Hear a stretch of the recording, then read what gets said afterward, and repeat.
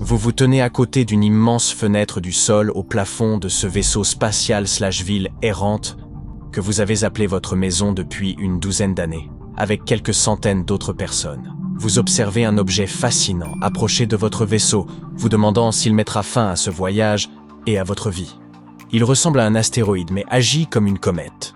Se déplaçant comme si quelque chose le poussait, pourrait-il s'agir d'un moteur créé par une autre civilisation spatiale ? Êtes-vous condamné ou sur le point d'entrer en contact avec une intelligence d'un autre genre ? Maintenant, laissons cette fantaisie post-apocalyptique de côté et examinons de plus près ces envahisseurs spatiaux appelés comètes sombres. La question la plus intrigante est évidemment, qu'est-ce qui les fait bouger ? Très probablement, il s'agit de gaz ou de matériaux s'échappant de la surface de ces objets spatiaux. Fait intéressant, jusqu'à récemment, personne n'était même certain de leur existence. Le premier astéroïde sombre a été découvert il y a seulement quelques années. Et depuis lors, les chercheurs en ont identifié 14, dont 7 nouveaux découverts tout récemment.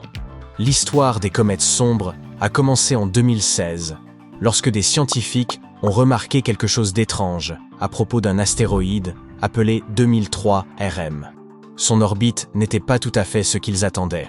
Elle avait légèrement dévié, et personne ne pouvait expliquer ce changement par le comportement typique d'un astéroïde, lorsqu'ils reçoivent de petites poussées causées par le réchauffement inégal d'un astéroïde par la lumière du Soleil. Au lieu de cela, le mouvement suggérait que 2003 RM pourrait avoir libéré du matériau, ce que font souvent les comètes. Mais il y avait un hic. L'objet ne ressemblait pas à une comète. Il n'y avait pas de queue, pas de nuage de gaz visible. C'était juste un petit point de lumière, comme un astéroïde ordinaire. Au début, les scientifiques pensaient que 2003 RM n'était qu'une énigme isolée. Mais en 2017, un télescope a repéré un autre objet étrange, celui-ci provenant de l'extérieur de notre système solaire. C'était Oumuamua. Lui aussi ressemblait à un astéroïde, mais avait une trajectoire qui changeait comme si du gaz s'en échappait. Les similitudes entre Oumuamua et 2003 RM ont amené les chercheurs à penser qu'il pourrait y avoir plus de tels objets étranges dans l'univers. En 2023, 7 autres avaient été découverts dans notre système solaire. Ces découvertes ont suffi pour donner à ce nouveau type d'objet le nom de comète sombre. Désormais, les scientifiques disposent de suffisamment de données pour commencer à remarquer des motifs et en apprendre davantage sur leurs caractéristiques. Ainsi, ils ont identifié 2 groupes principaux de comètes sombres. Le premier groupe, appelé comètes sombres externes, est plus grand, avec des tailles allant de centaines de pieds et même plus. Elles suivent des orbites longues et elliptiques, similaires à celles des comètes traditionnelles qui proviennent de régions proches de Jupiter. Le deuxième groupe, les comètes sombres internes, est plus petit, généralement d'une dizaine de pieds de diamètre. Ces comètes se déplacent sur des orbites presque circulaires et restent plus proches du Soleil, près de planètes comme la Terre, Vénus et Mars. La question principale de nos jours est d'où viennent les comètes sombres ? Peuvent-elles être les vestiges de corps plus grands qui se sont désintégrés ? Ces corps célestes pourraient nous aider à comprendre l'histoire du système solaire. Et s'ils avaient apporté les ingrédients de la vie sur la Terre primitive ? Une fois que nous aurons étudié les comètes sombres de manière plus approfondie, nous pourrions déterminer si elles contiennent des matériaux tels que de la glace ou des composés organiques. Et en effet, certains chercheurs sont certains que les comètes sombres peuvent contenir ou ont pu contenir de la glace et ont joué un rôle important dans l'apport d'eau sur Terre. Selon quelques études, certains astéroïdes dans la ceinture d'astéroïdes, une région entre Mars et Jupiter remplie de débris rocheux, pourraient avoir de la glace sous leur surface. Et cette glace provenant de la ceinture d'astéroïdes pourrait avoir voyagé jusqu'à l'espace proche de la Terre. En d'autres termes, cela pourrait être un chemin permettant à l'eau d'atteindre notre planète. Jusqu'à présent, personne n'affirme que les comètes sombres ont définitivement apporté de l'eau sur Terre. Mais elles pourraient être un autre mécanisme permettant de déplacer de la glace d'une partie du système solaire à une autre. L'étude suggère également une connexion entre les comètes sombres et un groupe connu sous le nom de comètes de la famille de Jupiter. Ce sont des comètes dont les orbites sont fortement influencées par la gravité de Jupiter, souvent les attirant vers le Soleil. Cette connexion rend encore plus difficile la compréhension de l'origine des comètes sombres et de leur comportement. Maintenant, examinons de plus près les différences entre les astéroïdes et les comètes. Les astéroïdes traditionnels sont des corps rocheux qui orbitent relativement près du Soleil, généralement à l'intérieur de la ligne de glace. Cette région est si proche du Soleil que toute glace présente à la surface d'un astéroïde se transformerait directement d'un état solide à un état gazeux, ne laissant derrière elle que de la roche. Les comètes, quant à elles, sont des corps glacés qui se forment plus loin du Soleil. Lorsqu'elles s'approchent du système solaire interne, leur glace commence également à passer d'un état solide à un état gazeux, créant un nuage visible, appelé chevelure, ou une queue tout en libérant poussière et gaz. Les comètes sombres brouillent ces définitions. Elles apparaissent comme des objets rocheux semblables à des astéroïdes sans coma ni queue, mais elles présentent un comportement typique des comètes, à savoir de petites accélérations non gravitationnelles.